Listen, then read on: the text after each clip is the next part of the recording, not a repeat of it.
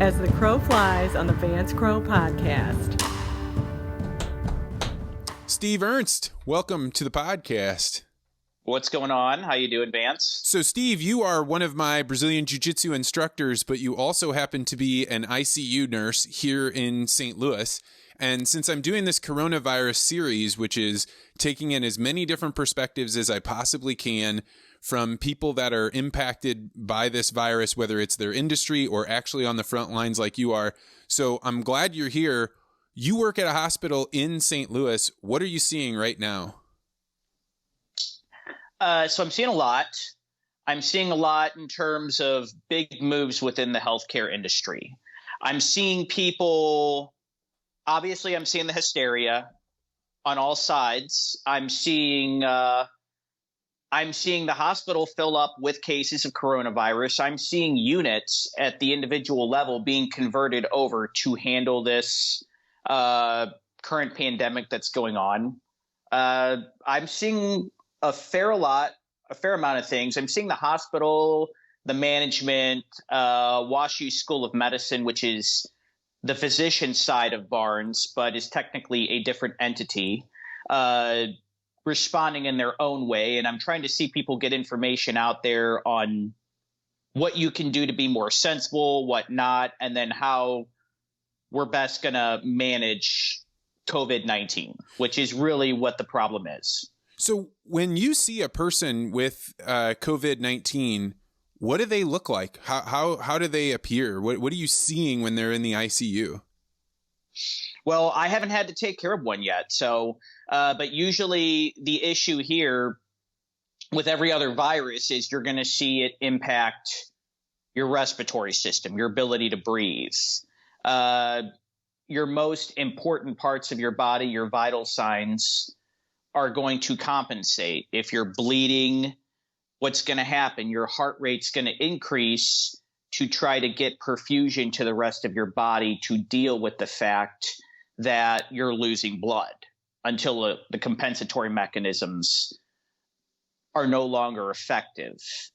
You're going to see shortness of breath, increased workload of breathing. Usually one of the first signs that you're going to see too is, especially when people are getting really bad, and these are all generalizations, they kind of work amongst many diseases, you're going to see a mental status change.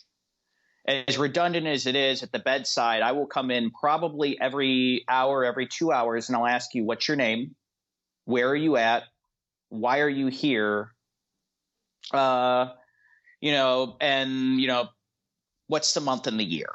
Person, place, time, situation. One of the first signs and symptoms that you're getting from sick to sicker across the board and anything is you're not going to know who you are, the month and the year, where you're at, or why you're there. Person, place, time, situation. And you've seen that before with people. I see it all the time. I see it daily. Sometimes, and then the hard part is sorting out why it is. Is it somebody who's always like that because they have dementia? Or is it just because it's very transient, it's delirium to where they've taken some drugs and they're just confused? Or is it something that's illness related, like COVID? Like usually they're going to come in, they're going to have coughing. Usually that's kind of how the virus proliferates itself, is it causes a lot of respiratory diseases in general. They cause swelling, they cause increase in mucus production, they cause an increase in hacking, things like that to get you to shed more of the virus. Now I'm personifying the virus as though it was a person, but the way the virus tends to work is it tries to shed itself.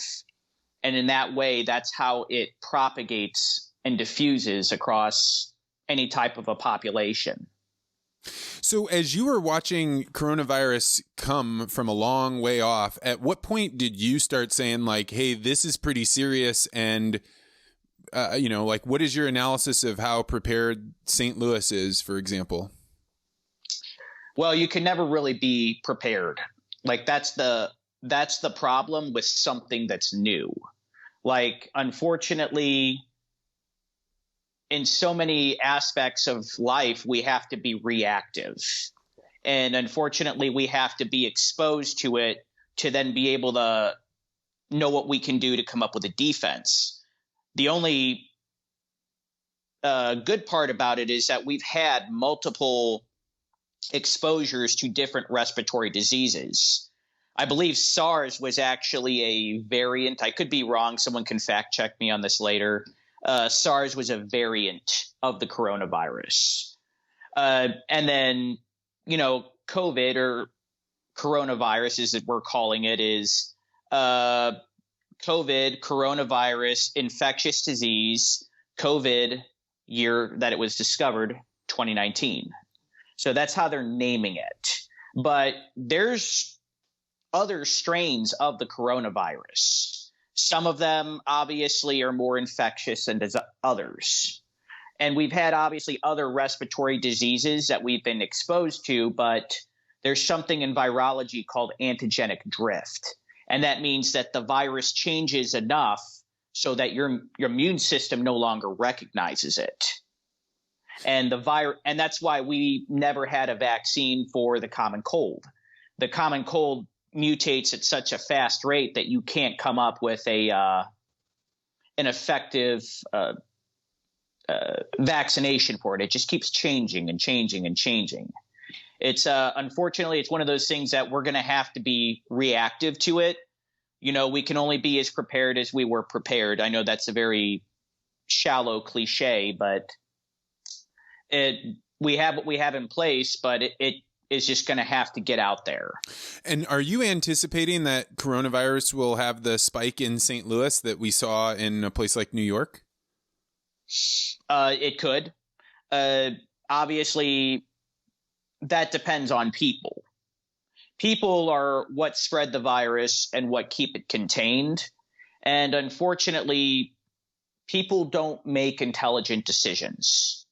One of the things I saw before I actually started this podcast with you, I went to the gas station and I saw people wearing gloves. Okay. Fair enough. You want to wear gloves. You don't want to contract the coronavirus. You don't want to spread it to yourself. And then I saw two people actually wearing gloves at that Quick Trip right across the street from the Jiu Jitsu school on Telegraph. And then and I saw another man inside the Quick Trip getting everything he wanted out of the store, getting in there and leaving. And what did all three people do with these gloves? Well, two of them went and pumped gas, touched the gloves to the pump, pumped the gas, touched the buttons on the gas pump, hung the gas pump up, went over with the gloves still on, touched the doorknob on the side of the door, opened the door, got in, touched the gear shift, reached in their pocket, touched their keys, took the keys, put it inside the ignition, turned the ignition, closed the door, drove off while holding the steering wheel. And so the old adage was they used to use this for sex. Every person that you've had sex with, you've had sex with every person that they've had sex with, and so forth. Well, everything that you touched was on those gloves. Everything on those gloves is now on your door. It's on your steering wheel. It's on your gear shift. It's on your keys. Now it's on the inside of your door where you closed your door. It's in your pockets because you touched your gloves inside your pocket to pull out your keys.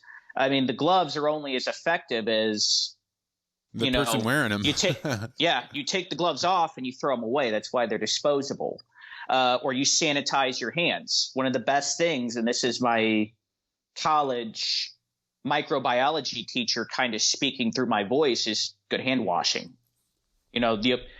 Is the power of water to mechanically strip things off of your body and clean things by forming hydrogen bonds. So say more about that. That's interesting. I mean, I have to say that I didn't really know how to wash my hands. I had been a Peace Corps volunteer in Africa teaching public health, but I didn't really know until I saw a guy on TV do it his own way. How do you wash your hands as a medical professional?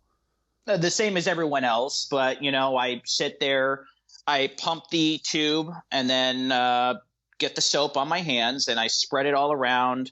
And you're supposed to go in between each individual digit. The good rule for that was, I believe, ABCs.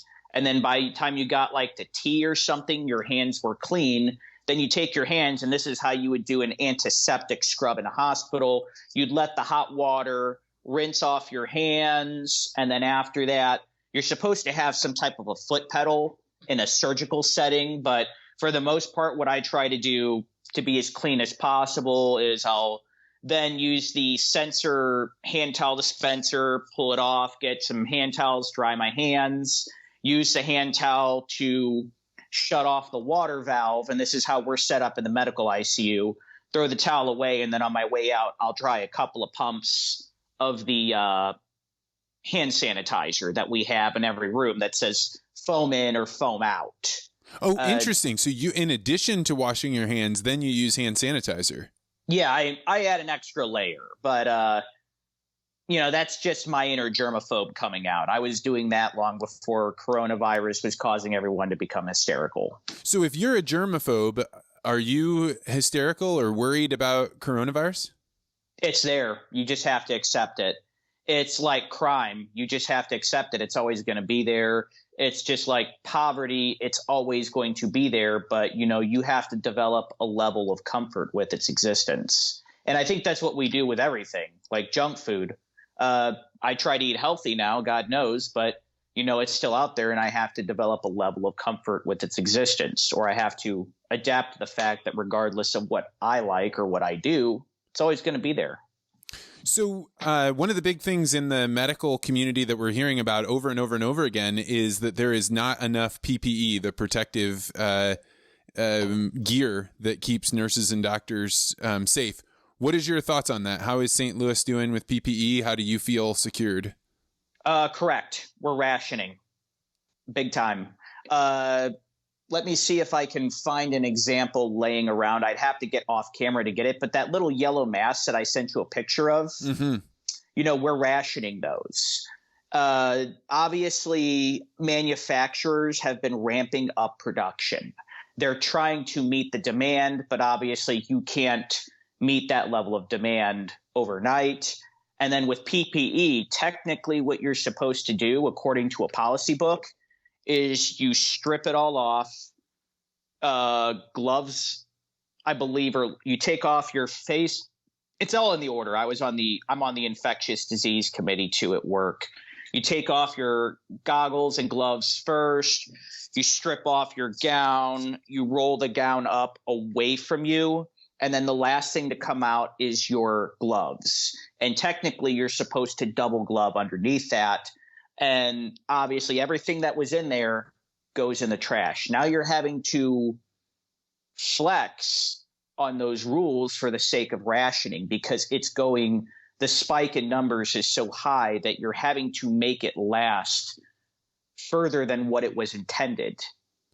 That has to be, I mean, for the listeners that don't know, you're kind of a hard ass, right? Like, you're my jiu-jitsu, one of the coaches, and small fish in a big pond. But in any case, not really afraid of much, right? And able to psychologically handle high intense pressure situations. There are a lot of people that went into nursing or healthcare imagining they're going to help people with stitches and broken legs, which are serious, but not this level of fear about them coming into contact with a potentially deadly disease. How are you watching your fellow nurses handle this pressure? And how are you handling it? I mean, you seem like you're like, hey, it's just a reality. How are they handling it? Well, I saw 2 or 3 yesterday when our manager announced that we were closing down the medical ICU and in the matter of a few hours converting it into a COVID-specific unit. I saw 3 of them tearing up and crying and just totally terrified. So you see every end of the spectrum. You see people who accept what it is, and you see people who are, they're melting down at the reality that, hey, now I'm going to be working with these types of patients all the time, and I'm constantly going to be exposed to this. And statistically, there's a possibility it can get through. It can infect me. The viral load will cause such a reach such a level that it will attack my immune system, and then I'll have the disease. Meaning that a lot of people can get the disease by just touching gas handle, but maybe it wouldn't be that big. But you might get somebody coughing in your face, meaning that you're going to get a much larger dose of the disease potentially than the way that a lot of people will come in contact with it, right? Yes, I've had people coughing in my face, and then I've been told an hour later that I need to put them on airborne precautions because they have active tuberculosis. Oh, man. And you like coughing in my face. Oh, yes, they have tuberculosis or meningitis. I'm like, okay, well, it would have been nice to know that an hour ago. Obviously, this is nothing. I can't say anything because this is literally what emergency room nurses deal with all the time. Someone's coughing in your face, and you actually have to say to people, hey, would you mind not coughing in my face? Would you cover your mouth? You'd think that these were things that you wouldn't have to say to people, but you actually do. I'll have to say to 7-year-old people, hey, cover your mouth. That's not very nice that you've just hacked everything directly on me. I used to wear glasses before I got LASIK done, and the lenses on my glasses used to look like a blast shield. Oh, no. With droplets and everything all over them. It was quite disgusting. So go ahead. Did you go into nursing having a clear picture that you could get into a situation like this? Absolutely. But I was already interested in microbiology and virology. To me, microbiology and virology, stuff like that. Now, I haven't looked, which is surprising considering I really haven't looked too hard at COVID yet. But it's always been something that's interested me. How do viruses move? How do they propagate? How do they spread themselves? The job of any organism is obviously usually the same. It's to proliferate more of itself. And in that way, they kind of emulate our behavior, animal behavior, plant behavior. A dandelion has what are those little seed spores? Yeah, the spores. The job of it is the air hits it, disperses the dandelion, and all the little spores or all the little seeds are blown off. And that's how the plant proliferates itself along the air. My maple trees outside, or my oak trees, they form the little helicopters. Everything out there, its job is to proliferate itself and to continue it on. And viruses do that too. So I have a group of friends, and we were kind of all talking about what would happen if you get it. What would be the type of person that you would want being your nurse? And we kind of had a joke. So there's you, and then at our jiu-jitsu studio, we also have a guy, Luke, that's also a nurse. And we were talking about, I'd probably want a guy like you that's pretty tough, but you're probably also not patting people's hands and playing with their hair because you're all business. If somebody comes in with coronavirus and they're still conscious, what is the best way that they can behave as much as they're capable to make sure that they are making it as easy as possible for somebody to care for them? And that's the issue. I guess that's kind of a 2 or 3 part question. Like, there's nurses out there, and you know what? There's some people aren't meant to do my job. Like, some people are literally just meant to go in your room and give you an oxycodone and a turkey sandwich, and that's okay. There's nothing wrong with that. I mean, that's for you doing that means that it frees up someone else to do a more critical job. So we all have a role to fulfill. You at the bedside, that's the thing. You'll have the most sane human beings on the earth. All right. The most sane, nice, rational human beings at the earth. But when they have that level of consciousness change where they don't understand person, place, time, or situation, they're no longer behaving in a rational way. And sometimes the only thing you can do is, to protect their airway, of course, a mental status change is one of the big indicators that you're not going to protect your airway. That you're not going to be able to continue to effectively breathe. And so when people are reaching that level of confusion, usually a doctor will take an endotracheal tube and they'll intubate them. And in that process, what we do is we sedate you and we paralyze you. And then depending on the level, sometimes we might take you and roll you over onto your belly, and that's called proning you. and that is to open up your lungs a little bit more. I so saw that that with the Italian hospitals. They had a whole lot of older people turned over, and I wondered why they did that. That's to make it easier to breathe. Yeah, it's so that the weight of your chest, the tissue, a lot of times doctors, nurses will listen to your back because there's less tissue, less fat, less adipose tissue there in general between your lungs and the stethoscope, so you can get clearer breath sounds. That's because there's just literally less mass there.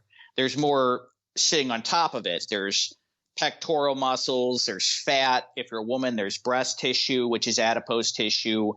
There's, depending on how obese you are, more or less, some people have more, some people have less. Then, if you have heart failure, you have your heart sitting on top of your lungs.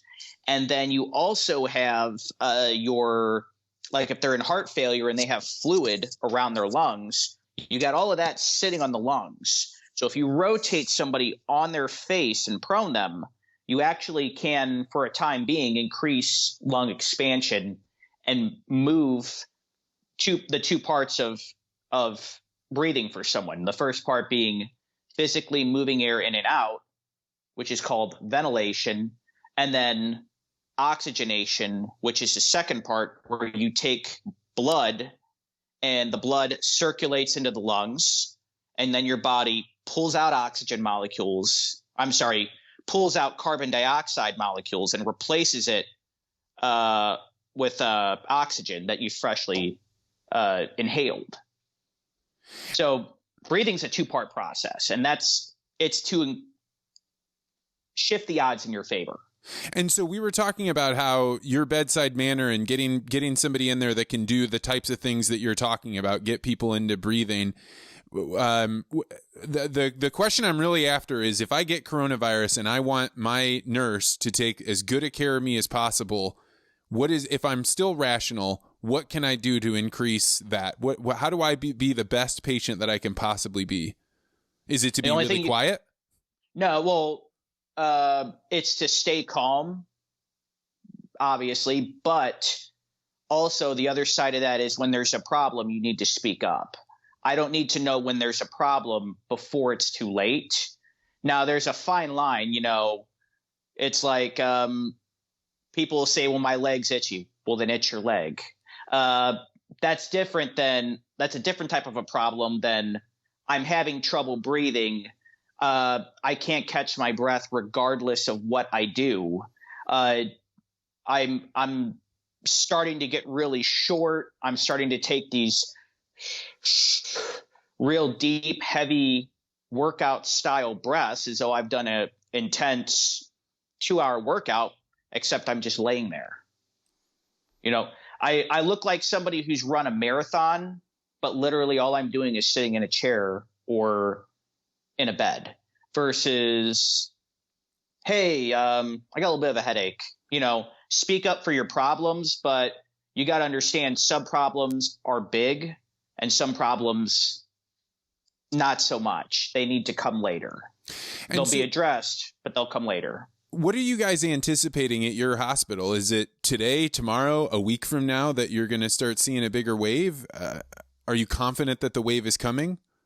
They're saying in the next 2 weeks to 2 months, I've heard both, that there's going to be a rapid spike in cases. I've heard that the virus literally doubles in its infectious rate every day. Like literally from one day to the next, your amount of cases of infected people is doubling. And so they're saying like it's going to get worse before it's getting better. Then also there's, I've heard this. My wife showed me she's an ICU nurse as well. She showed me a video. I think we've now surpassed Italy. But from what I hear, this is the full force of the storm hasn't hit us yet. There's more to come.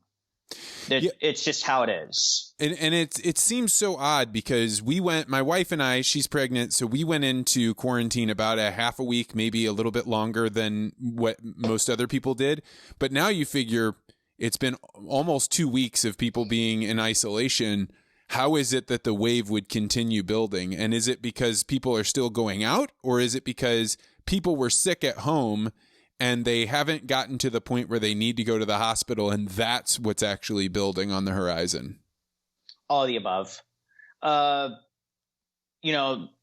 We still need to go out. That's you can only stay bunkered up in your house.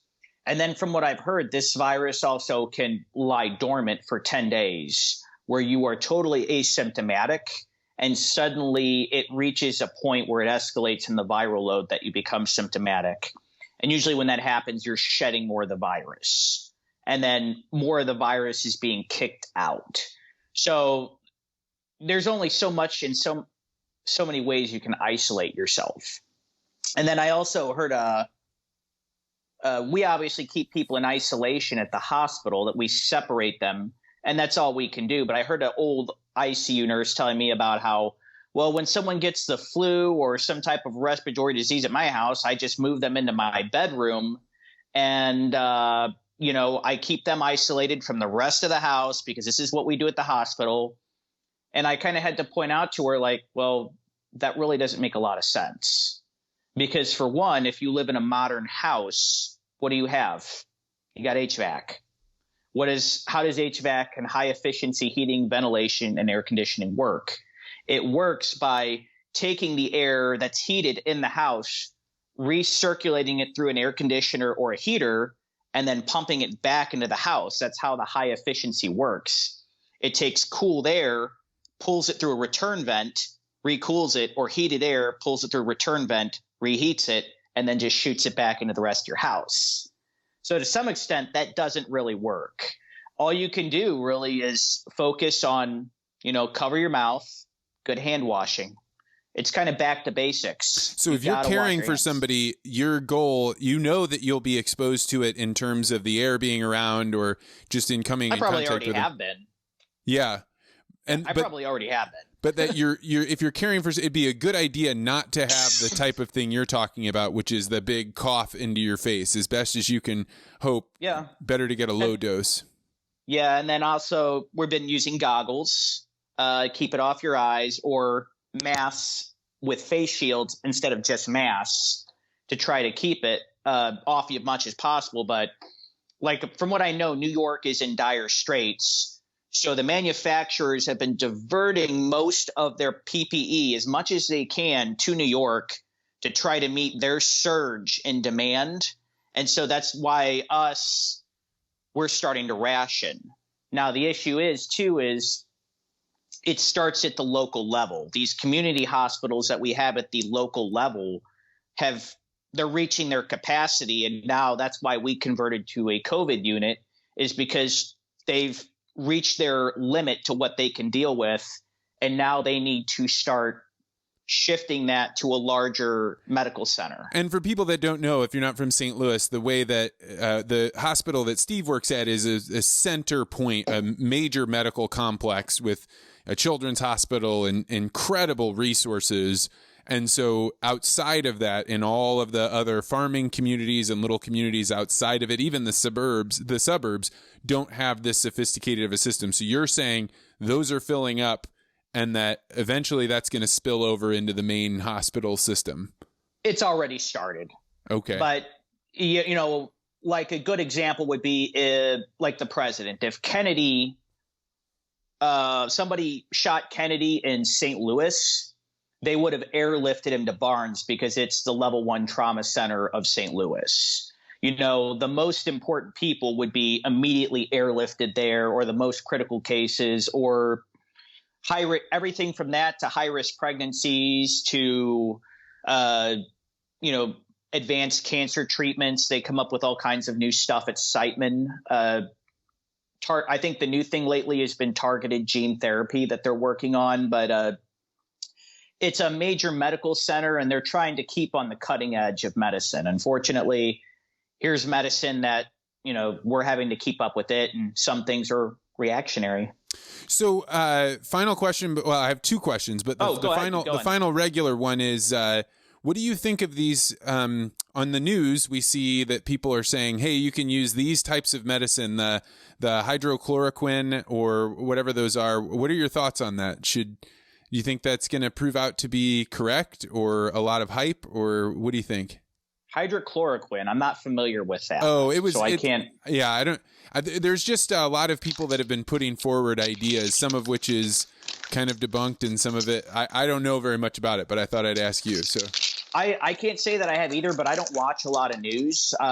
For one of the reasons is I can't stand the news. The news is a very negative place to go, which is why I kind of try to stay away from it.